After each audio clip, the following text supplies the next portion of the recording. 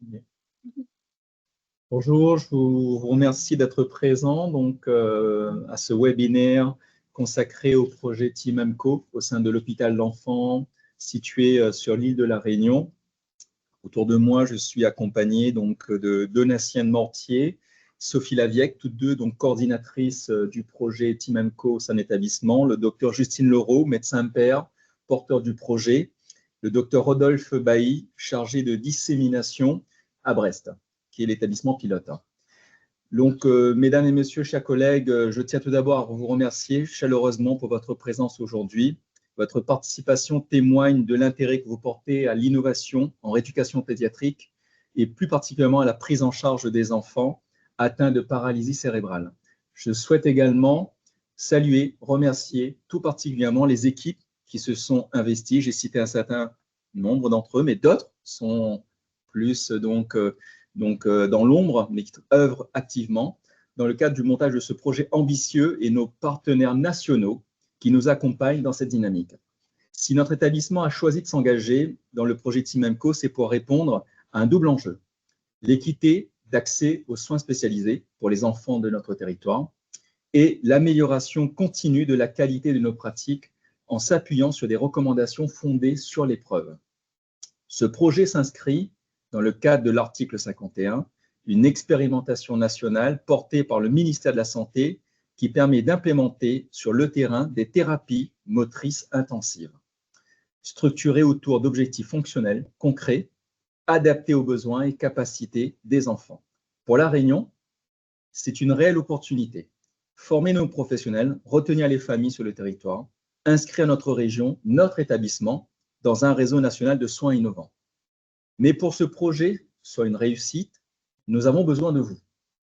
Ce webinaire a pour objectif de vous informer, mais aussi de vous associer à cette dynamique, en facilitant l'identification, l'orientation des enfants vers ces stages. Ensemble, nous pouvons construire un parcours de soins cohérent, efficace et plus juste pour les enfants porteurs de paralysie cérébrale. Je vous remercie encore pour votre présence et votre engagement. Je laisse maintenant la parole aux équipes qui vont vous présenter plus en détail le dispositif Team AMCO. Merci, Monsieur Prémont, pour votre intervention. Moi, je suis le docteur Leroux, je suis médecin de rééducation infantile, chef de service de rééducation au sein de l'hôpital d'enfants. Et comme l'a dit Monsieur Prémont, je suis accompagnée de Madame Mortier et de Madame Laviec, qui sont coordinatrices de ce beau projet qui est Team AMCO et qui vient s'implanter à La Réunion.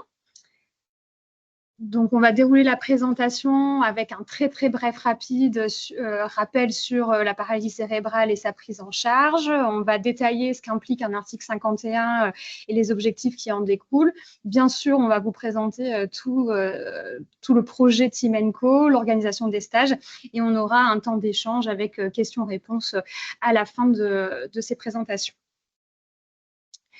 Donc, comme je disais, un bref rappel sur la paralysie cérébrale.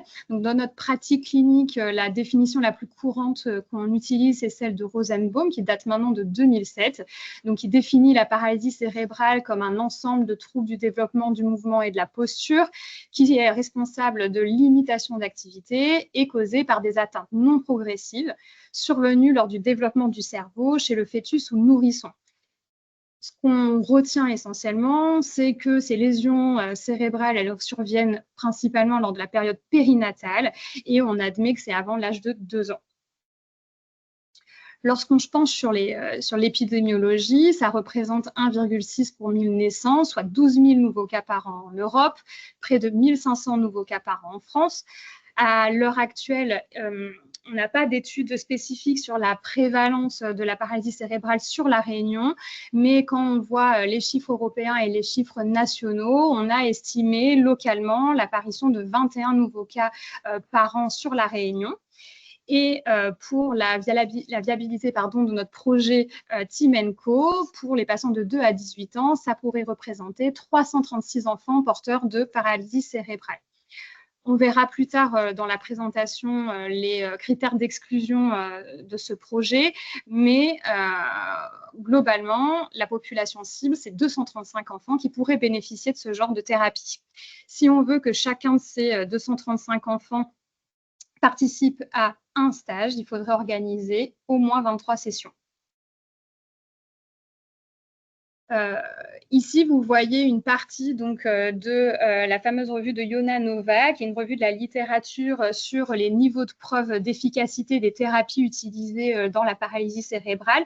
Et lorsqu'on se penche sur l'activité motrice, le gain fonctionnel et en autonomie, on voit que les rééducations basées sur des objectifs ont fait preuve d'efficacité dans la littérature scientifique. Et ces thérapies motrices, elles ont été aussi approuvées par les autorités de santé, donc par la HAS, avec un grade A ou B, avec des critères stricts qui se basent sur l'apprentissage moteur structuré, et qu'on a remarqué que quand il y avait des objectifs fonctionnels qui parlaient à l'enfant dans son autonomie quotidienne, eh bien, il y avait même l'apparition de nouvelles capacités motrices. Le souci, c'est que ce type de thérapie n'existe pas en France, et que si ces familles voulaient bénéficier de ces thérapies qui sont validées, devaient partir dans les pays étrangers, donc la Belgique, par exemple, l'Espagne, la Pologne. Et pareil pour les professionnels qui étaient intéressés par ce type de thérapie, ils devaient se former également à l'étranger. Donc, on essaye de s'inspirer en France de ce qui se fait justement à l'étranger. Et donc, la thérapie validée, c'est les méthodes type Habitil, qui sont dites thérapies intensives, mais ce n'est pas que des thérapies intensives. Alors, c'est intensif dans l'idée du dosage, enfin, du volume horaire de thérapie, qui est important pour l'enfant, mais c'est surtout, en fait, toute une idée d'objectifs fonctionnels qui parlent à l'enfant, qui parlent à la famille, en augmentant progressivement les degrés de difficulté lors du stage, avec une autonomie dans les mouvements, c'est-à-dire que c'est des mouvements volontaires, pas forcément guidés par le thérapeute. On fait un feedback, on a une méthode de récompense, et le tout surtout dans un environnement ludique, fun, qui va parler à l'enfant.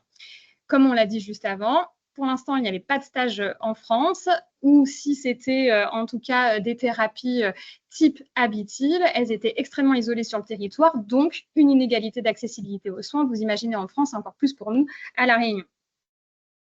Donc maintenant, on va vous présenter donc, le projet Team & Co. Donc Team & Co signifie thérapie pour l'enfant, basée sur l'apprentissage moteur et centré sur les objectifs. Donc, ce projet, il est porté par l'article 51. Donc, c'est la loi de financement de la sécurité sociale qui permet de tester de nouvelles organisations en santé via des expérimentations locales ou nationales. Donc, l'objectif, c'est de transformer durablement le système de santé pour qu'il soit plus efficace, mieux coordonné et également améliorer les dépenses. Donc, dans le cadre du projet Team & Co, donc on a 3 objectifs. Le premier, c'est donc de mettre en place et d'évaluer l'impact des 3 forfaits patients, donc qui sont adaptés à l'âge et à la sévérité de la paralysie cérébrale, basés donc sur un guichet unique d'inscription au niveau national et une organisation de territoire décloisonnante, c'est-à-dire mélangeant les professionnels du sanitaire, du médico-social et du libéral de 3 régions différentes. Donc, ce sera les régions pilotes. Ensuite, en deuxième objectif, c'est d'évaluer la reproductibilité de l'offre de soins sur 3 nouvelles régions. Donc là, on va être sur la généralisation, et c'est là où, à La Réunion, à l'hôpital d'enfants, on va intervenir. Le dernier objectif, donc, c'est d'élaborer et valider des critères de qualité de l'offre de soins pour une implémentation au niveau national. Donc, en fait, l'idée de l'expérimentation, c'est d'expérimenter le modèle médico-économique et organisationnel de l'offre de soins et pas la thérapie en elle-même, car comme l'a dit le docteur Leroux, elle a déjà fait ses preuves sur le point de vue scientifique. Donc ici, vous avez donc la carte de la France avec les différents lieux de thérapie. Donc il y a Brest, Angers et Lyon qui sont donc les centres pilotes. Et ensuite, donc à chaque centre pilote est associé un centre qui n'a pas l'habitude de faire de stage de thérapie, donc au niveau de la généralisation. Et donc là, il y a Reims, Toulouse et La Réunion. Donc, comme je vous l'ai dit, chaque centre associé est jumelé à un centre pilote. Donc, nous, on a la chance d'être jumelé avec Brest, donc avec Dr Rodolphe Bailly, qui est notre chargé de dissémination. Alors, sur cette diapositive, vous pourrez voir qu'on observe une montée progressive du nombre de stages selon les types de centres. Les centres pilotes ont déjà commencé l'expérimentation durant la première année, Et pour nous, cela débutera en octobre 2025. À savoir qu'au total, en France, le projet Team & Co touchera 600 enfants, dont 70 à La Réunion. Donc, on va vous passer une vidéo pour vous expliquer un peu donc, les stages, comme ça, vous allez voir. Hop. Donc là, un stage qui s'est déroulé à Angers et qui a été diffusé sur la maison des maternelles. Comme ça, vous pourrez vous rendre compte vraiment de l'ambiance qui se passe lors. Voilà, donc là, c'était un stage pour les petits. On voit qu'il y a quand même une belle évolution des atteintes d'objectifs pour Tobias. Hop, on vous repartage le diaporama.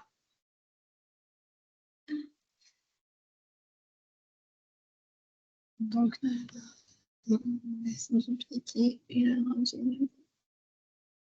on est bon?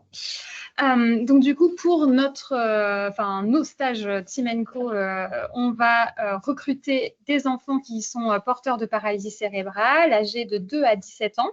Chaque stage comportera un groupe de 10 enfants qui auront une atteinte soit unilatérale, soit bilatérale, avec des groupes petits de 2 à 5 ans et des groupes de 6 à 17 ans.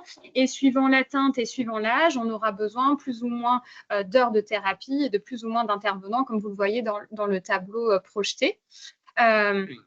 On ne prendra pas en charge les patients qui ont une atteinte motrice trop sévère, donc des paralysies cérébrales de grade GMS-CS5, avec des troubles, des troubles sensoriels et cognitifs sévères, des troubles du comportement qui pourraient mettre à mal la thérapie et la compréhension des consignes, et une épilepsie sévère non contrôlée.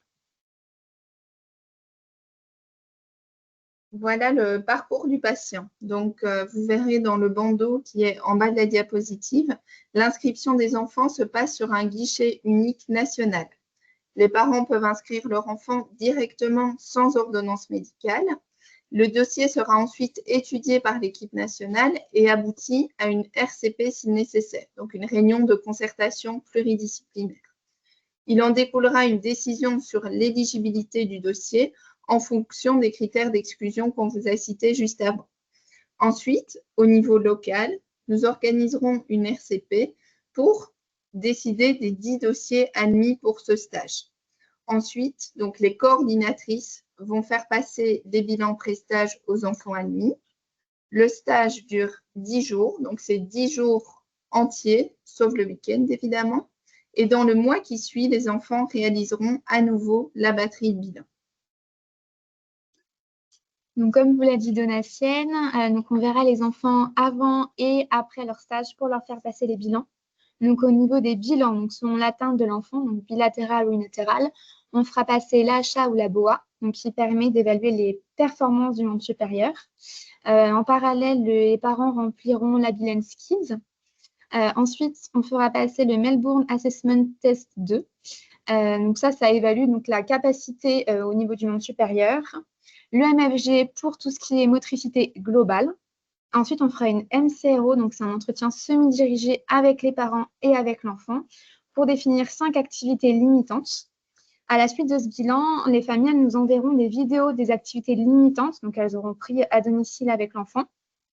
On aura un temps d'analyse de ces vidéos donc avec Donatienne et ensuite on reprendra contact avec les parents pour proposer donc ensemble les objectifs donc SMART, donc spécifiques, mesurables, atteignables, réalistes et temporellement définis, associés du coup à une échelle GAS, donc c'est une échelle de mesure d'atteinte des objectifs. Donc là, c'est un exemple d'objectifs. On est bien d'accord qu'ils ne sont pas SMART, c'est vraiment là les domaines d'objectifs qu'on peut avoir. Donc, il peut avoir ouvrir son yaourt, enfiler un t-shirt, porter le plateau à la cantine, débarrasser l'assiette, tout ce qui est aussi loisirs, donc faire du vélo ou la draisienne, tout ce qui est déplacement, se déplacer sur quelques mètres sans des techniques et beaucoup d'autres. Donc là, on veut vraiment illustrer le fait que c'est des objectifs de la vie quotidienne, des objectifs qui sont fonctionnels pour l'enfant et ses parents. Alors, voici une journée type pour un enfant qui participe à un stage Team & Co. Donc, vous voyez que pour les plus jeunes de 2 à 6 ans, on va préconiser 5 heures de thérapie par jour. Et pour les plus grands, on est à 6h30 par jour.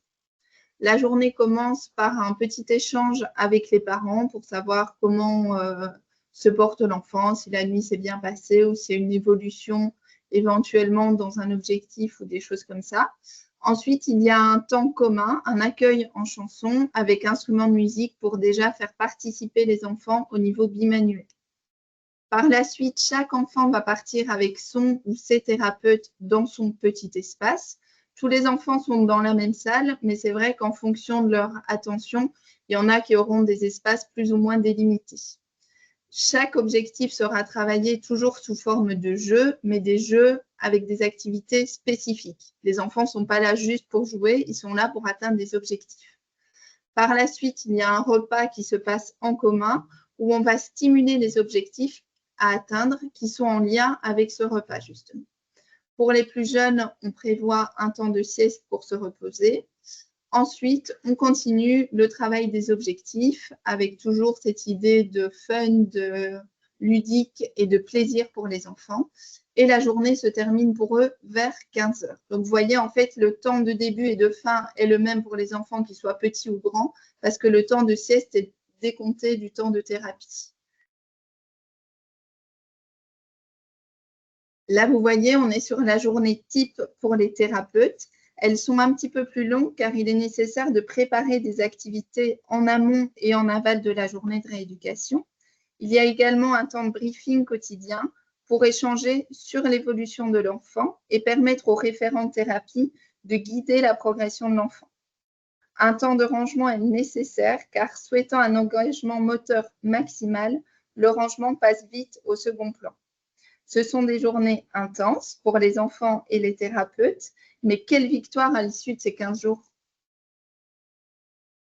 Là, vous pouvez voir, c'est la salle de thérapie de Brest. On voulait vous illustrer un petit peu la quantité de jeux nécessaires pour justement amuser l'enfant tout au long du stage.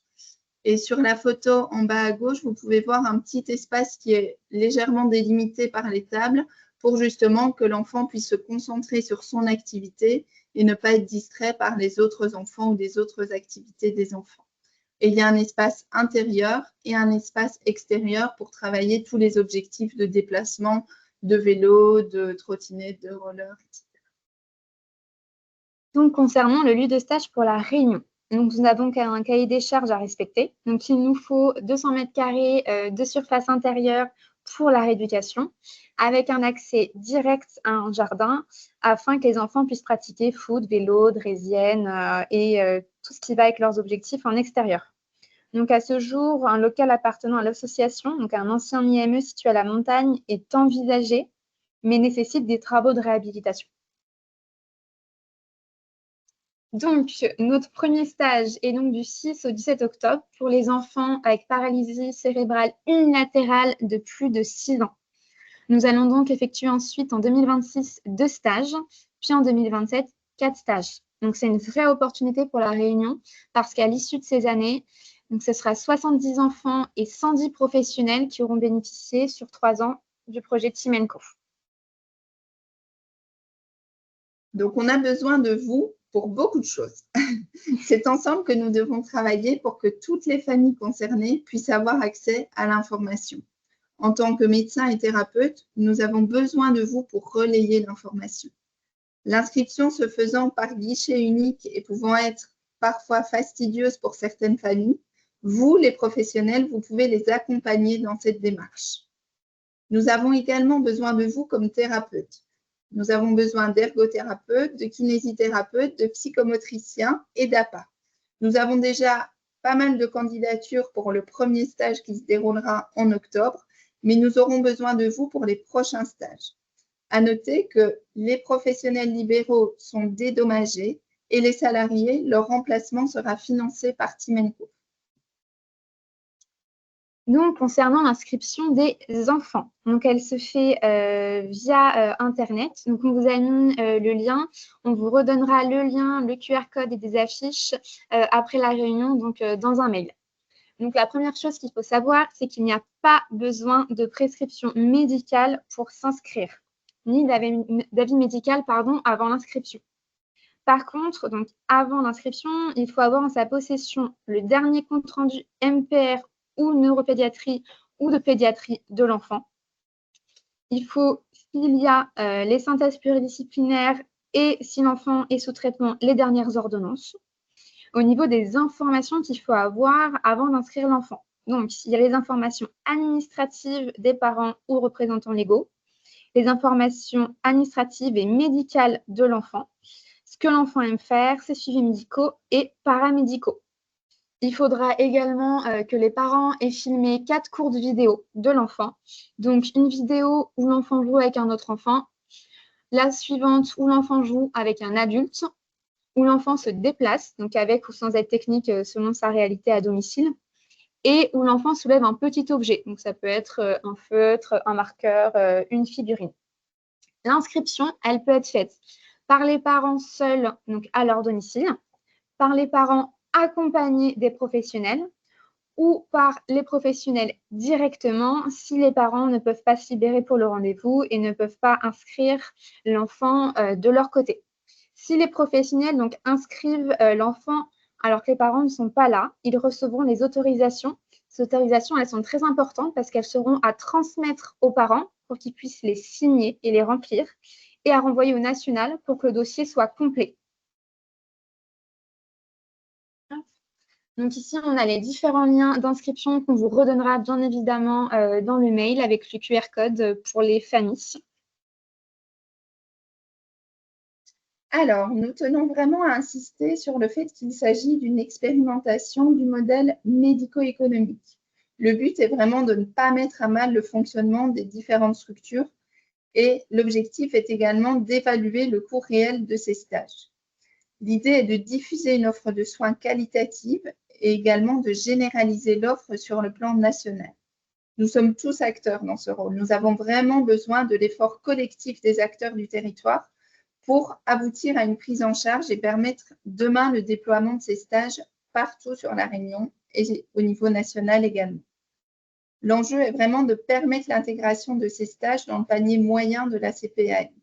C'est une réelle opportunité pour La Réunion, mais également pour Mayotte, de permettre aux enfants de bénéficier des stages sur le territoire et également pour vous, les thérapeutes, d'être formés et d'expérimenter de nouvelles thérapies.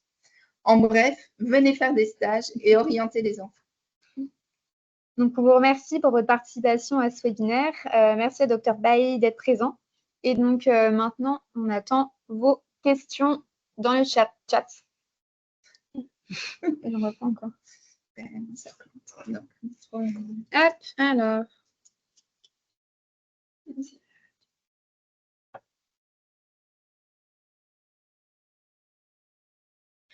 Un petit détail. Alors, hop, vous voyez ici. Hop. Donc, pour les vidéos, les parents peuvent filmer, mais les thérapeutes peuvent également filmer si la famille n'a pas les moyens de filmer. Ça peut être une question. Alors, la première question, donc le stage 2026, est-ce que c'est pour les unis ou pour les bilatéraux? Donc là, ce sera les unilates en octobre 2026, âgés de plus de 6... Ah, pardon.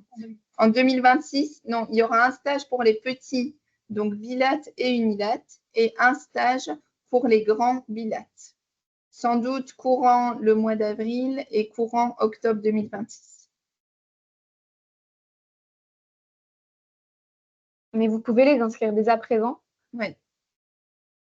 Parce que la date de dépôt du dossier peut être un critère de priorité pour les stages. Alors, il y a une question concernant le transport et l'hébergement. Rodolphe, est-ce que tu peux y répondre? Pour le transport ou pour l'hébergement? Les deux. Pour le transport, j'imagine que la question se réfère aux familles. Donc c'est une vaste question qui intéresse tout le projet au niveau national. Est-ce que les familles peuvent bénéficier d'une aide? Malheureusement, dans le cadre du projet au niveau national, on n'a pas réussi à obtenir de financement spécifique pour les transports. La difficulté étant qu'effectivement, on est dans une expérimentation qui du coup fait qu'on est un petit peu à côté de la clinique habituelle. Donc tout ce qui est bon de transport, etc., en principe ne fonctionne pas, mais on est en train d'en discuter avec la DGOS, donc le ministère directement. Et donc on espère que les choses vont évoluer d'ici quelques semaines. Mais pour l'instant, on part du principe qu'il n'y a pas d'aide là-dessus, quoi. Donc c'est la même chose pour l'hébergement. Ça rend l'expérimentation rend compliqué l'hospitalisation complète. Et en plus, là, dans l'organisation spécifique de la Réunion, ça semble pas être l'option choisie. Euh, donc voilà, pour l'instant. C'est une réponse un peu de normand, même si je suis breton. Mais on essaie d'avancer, mais pour l'instant, on part du principe qu'il n'y a pas. Voilà. Après, Merci. je rebondis un petit peu parce qu'on sait les problématiques à La Réunion et je ne sais pas qui a posé la question, mais c'est peut-être problématique pour les patients du Sud. Éventuellement, il faudra miser sur la solidarité entre les familles et dans la famille s'il y a de la famille dans le Nord, quoi. Dans le Nord ou dans l'Ouest. Possibilité de transport personnel. On espère qu'on va arriver à statuer sur les bons de transport d'ici là. Sur les solutions de transport, pas les bons de transport. Ouais, l'hébergement, ça semble plus compliqué. Mais le transport, oui. On espère. Donc, la prochaine question. Attends, parce qu'il a rebondi. Où emmener les enfants nous-mêmes? Ah oui? Enfin, je sais pas. En tant que thérapeute, En tant que thérapeute? Ah bah, s'il y a des gens qui font preuve d'ingéniosité, on va pas dire non. Pourquoi pas, hein. Eh bien. Du moment qu'ils arrivent à venir en stage et à pouvoir dormir pas très loin pour pas être trop fatigués, on est preneur de toute situation. Toute idée est solution. bienvenue. Voilà. Alors, bonjour. En tant que thérapeute, comment participer au projet? Quelles sont les modalités d'inscription? Donc, en fait, il y a un formulaire sur le site Timenco, mais qui n'a pas l'air d'être fonctionnel pour La Réunion. Donc, on vous invite à nous envoyer un mail directement à l'adresse qui est affichée là, timco.che@asfa.re, et vous pouvez nous joindre directement un CV et une lettre de motivation. donc à savoir que les thérapeutes qui peuvent intervenir sont, comme on l'a dit, les kinésithérapeutes, les ergothérapeutes, les psychomotriciens et les EAPA. Bonjour, est-ce qu'il reste de la place pour les patients sur le stage de cette année, s'il vous plaît? Oui. Oui. Et de toute façon, il faut s'inscrire le plus possible pour déjà être, entre guillemets, prioritaire pour les prochains stages. Donc, ne vous limitez pas aux dates de stage qu'on vous a dit pour le moment. Vraiment, si vous avez des patients, inscrivez-les et aidez-les à les inscrire si c'est difficile. Parce que nous, on a rencontré ces situations-là où, comme pour quand même une bonne partie des familles, c'était difficile de s'inscrire, donc on les a accompagnés. Et ça prend, en les accompagnant, il faut compter 20 minutes, une demi-heure. Alors, si l'enfant est au... Je voulais juste rajouter, Donatien, excuse-moi, parce que ça revient à la question qui va arriver là. Sur effectivement, quel est le profil des enfants qui pourront bénéficier du stage? Donc, Justine l'a très bien dit, donc c'est les enfants avec paralysie cérébrale de 2 ans à 17 ans. On a la chance d'avoir ce guichet unique dont Donatien et Sophie vous parlent, alors qui n'est pas forcément toujours accessible pour tout le monde et facile à remplir pour tout le monde. Mais on souhaite que le maximum de familles puissent transmettre des besoins en termes de stage. Donc dès que vous avez un enfant ou vous imaginez qu'il pourrait bénéficier d'un stage, on vous encourage à ce que les familles puissent s'inscrire pour qu'on puisse faire remonter les besoins. Donc il y aura un travail qui sera fait pour savoir si l'enfant a une paralysie cérébrale ou non. Malheureusement, s'il n'a pas de paralysie cérébrale, il ne pourra pas bénéficier de stage dans le cadre de Timenco. Mais malgré tout, ça peut nous permettre de faire remonter d'autres besoins auprès du ministère, de dire qu'il y a les enfants avec paralysie cérébrale, mais il y a aussi d'autres besoins. Et donc, on vous encourage quand même à faire remonter ces besoins par l'intermédiaire du guichet national. Voilà, c'est ce que je voulais dire. Merci. Merci, Rodolphe. Oui, donc je pense que tu as répondu à cette question-là. Et l'idée de Julien était si, donc lui travaille apparemment à la Fondation Père Favron, si jamais il participe en tant que thérapeute, pouvoir emmener des enfants de la Fondation. Donc l'idée est très bonne. Ce qu'il y a, c'est que les horaires correspondront pas tout à fait parce que les thérapeutes ont un temps de préparation, de rangement, etc.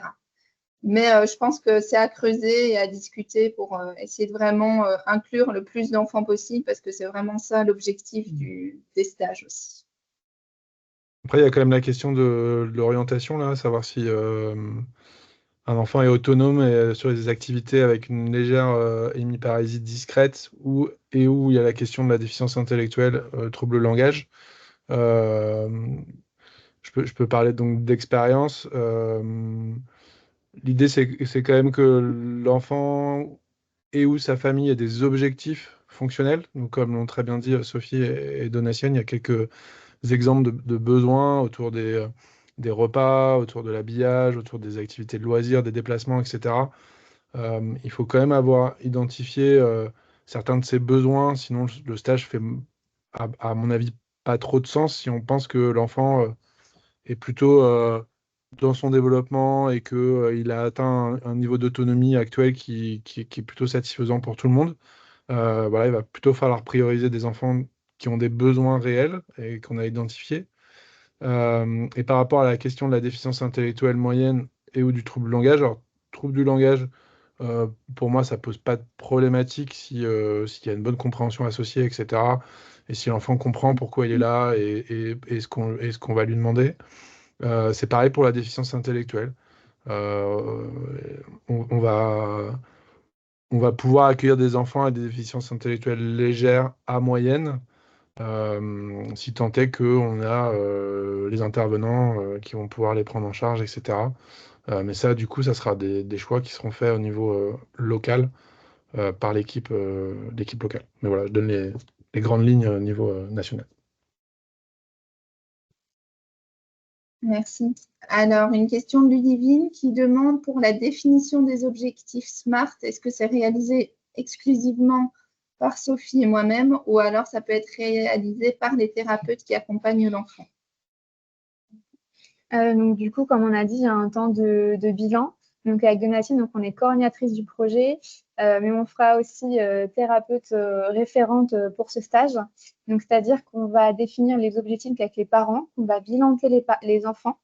Ces bilans, ils sont donc normés, standardisés et ils répondent aussi à une demande du projet. On aura aussi une base de données. Donc, effectivement, c'est uniquement nous qui pouvons réaliser ces bilans. Mais par contre, en fait, on va contacter les équipes pour voir s'ils sont en accord avec ces objectifs ou s'il y a quelque chose qu'on n'a pas pu observer ou que les parents ne nous ont pas rapporté pour vraiment travailler ensemble. Et à l'issue du stage aussi, on vous fera un compte rendu pour justement savoir ce qui a été travaillé, où on en est dans l'évolution, etc. Donc, il y a vraiment quand même une communication avec vous, mais c'est vrai que les bilans se feront par nous. Alors, doit-on déjà inscrire les enfants dès l'âge de 2 ans pour les futurs stages? Oui. Et même les plus jeunes.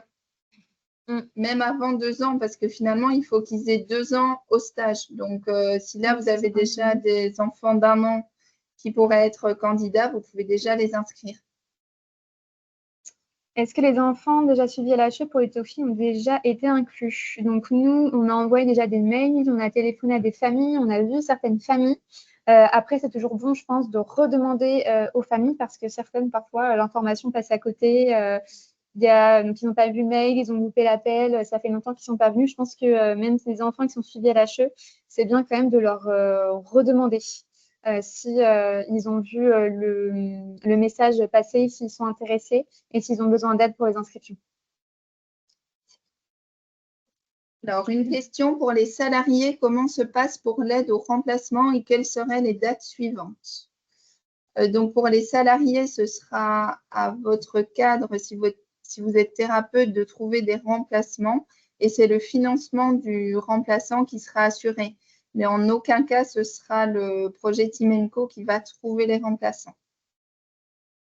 Et quelles seraient les dates suivantes? Donc, on a établi sans doute mars-avril 2026 et octobre 2026.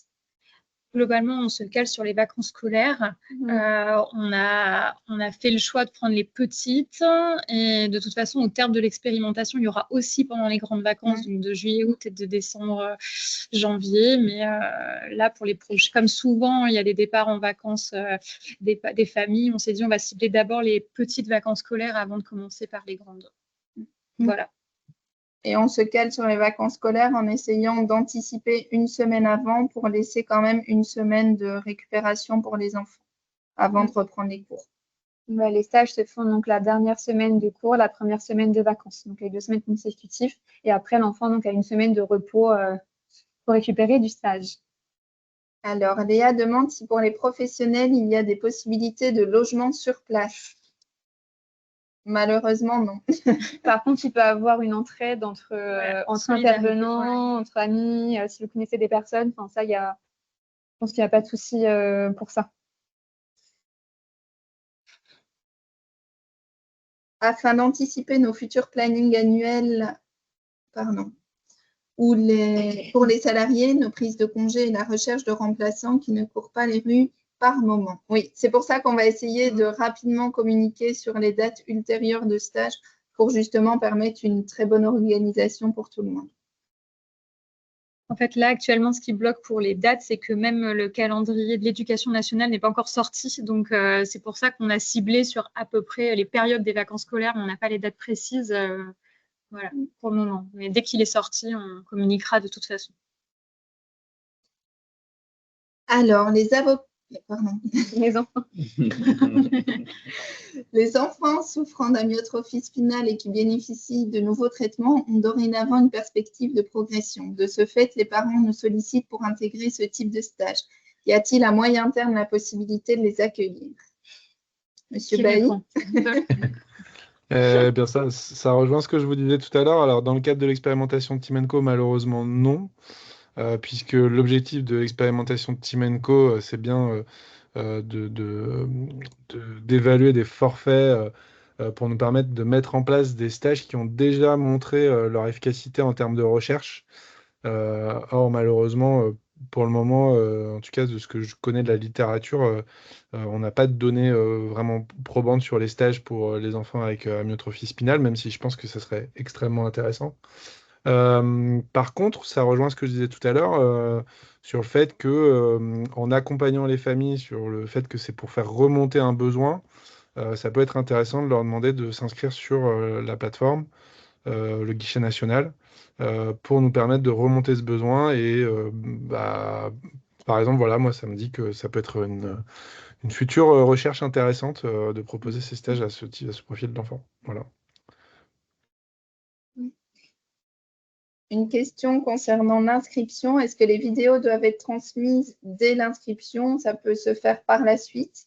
Dans l'idéal, c'est plus simple de tout transmettre immédiatement parce que sinon, ça provoque des échanges de mails pour demande de vidéos ou de comptes rendus complémentaires. Donc, dans l'idéal, c'est mieux quand même de tout envoyer en une seule fois. Mais si le dossier n'est pas complet au niveau national, on reviendra vers la famille pour compléter le dossier. En cas d'emploi en salariat plus libéral, comment est dédommagé le professionnel? Alors du coup, en cas d'activité mixte, donc la RH est en train de faire un mémo dessus. Donc il y aura donc une partie, donc comme dit Donatienne tout à l'heure, de remplacement. Donc, ça sera à la structure de trouver un remplacement et ils recevront les financements donc, pour assurer ce remplacement. Et le professionnel au niveau libéral aura une convention du pourcentage de son libéral. Comment fonctionne le remplacement du professionnel dans la structure de soins? Mise en relation entre la structure et le professionnel remplaçant, lien structure et Team & Co. C'est-à-dire… Ça, c'est ce qu'on a dit tout à l'heure. Donc, c'est vraiment à la structure de trouver le remplaçant. Et ben, tout ce qui est communication entre le remplaçant et la structure, ça, ce sera de votre ressort. Et nous, on s'occupera du professionnel mis à disposition pour le stage Team & Co. Je ne sais pas si ça répond à la question.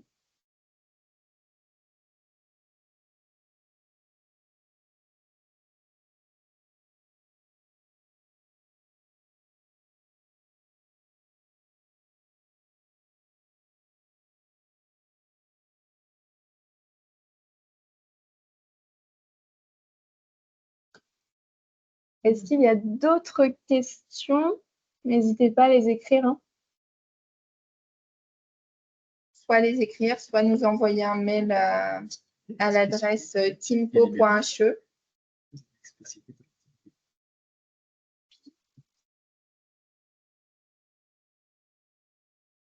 On vous remet l'adresse à l'écran si vous ne l'aviez pas noté.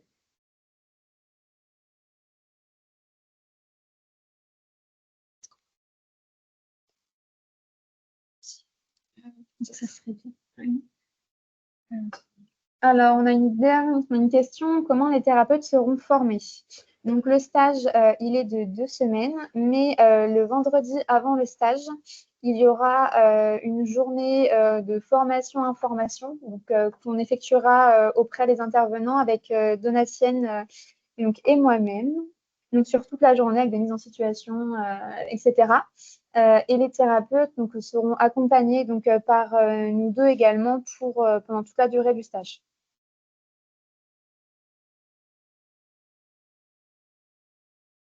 Et une petite information supplémentaire. Donc, on vous a parlé de la RCP locale où là, on statuera sur les différents dossiers. Elle va se dérouler le 1er août. Donc, dans l'idéal, il faudrait que tous les dossiers pour les enfants avec une atteinte unilatérale de plus de 6 ans soient déjà inscrits sur le guichet national avant cette date-là. Et un petit peu avant, parce qu'avant d'être dirigé vers nous, il doit passer en RCP national. Donc, parlez-en vite et rapidement.